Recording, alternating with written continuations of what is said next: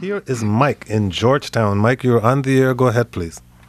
Yeah, thanks, Kojo, for taking my call. I wanted to say I've got a buddy of mine who teaches in Fairfax County, and he's been, over the last couple of years, been under increased pressure to do a whole lot more, and he hasn't got paid anymore. He's been asked to stay later after school and do some things that are sort of maybe outside his duties just to kind of help out.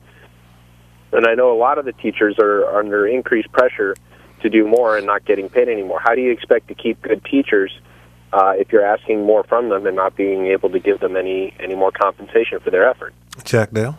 I agree 100% with his concerns, and that is a grave concern of ours. It's one thing to do it for 1 year where you kind of freeze everybody's salaries. It's another thing to do it 2 years in a row. We had some during the first year of this cuts, which was what we're living through right now, because we basically a year ago went through a lot of these cuts, had that kind of a debate with our own employee groups. And I was trying to make sure at least that our employees got increments and steps. And then people forget about a year ago, people were panicked with the downturn in the economy.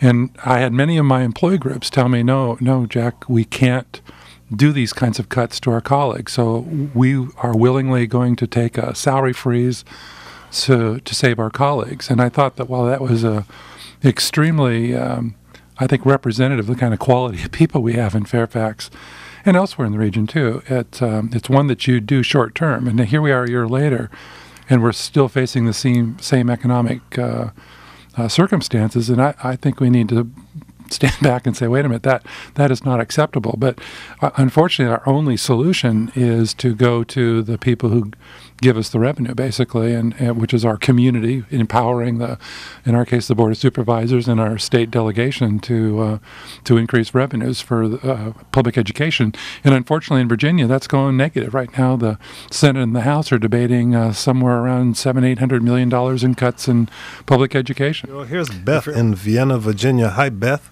Hi, Kojo. Hi, Dr. Dale. Hello. Thank you so much for having this show. I'm PTA president at Oakton Elementary, and I've talked to Dr. Dale about this issue before. I wanted to, first of all, thank him for his leadership on this issue.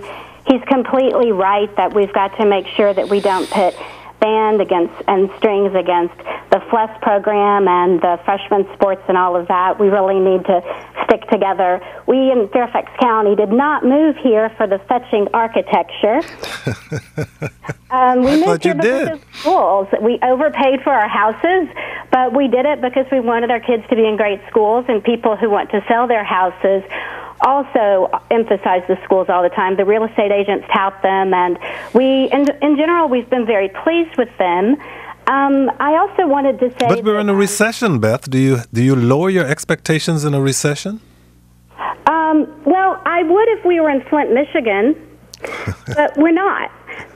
In Fairfax County, the unemployment rate is 4.8%. Yes. So the full employment rate's 5%. So we're below full employment. I realize that in Fairfax County, that 4.8% is higher than it's been, but it's really not a crisis.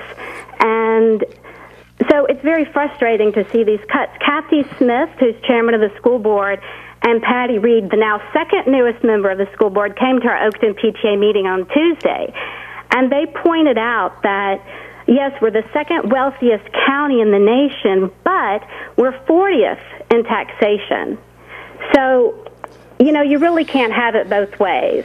Beth sees taxes too low in Fairfax County, Jack Dale, but saying I'm going to raise taxes in Fairfax County, maybe any part of Virginia, tends to be a little bit like political suicide, is it not? I think that is the question people should be asking. Is it political suicide? As I listen to our community, I hear a lot of people like Beth say, we moved here because the quality and we want to maintain that.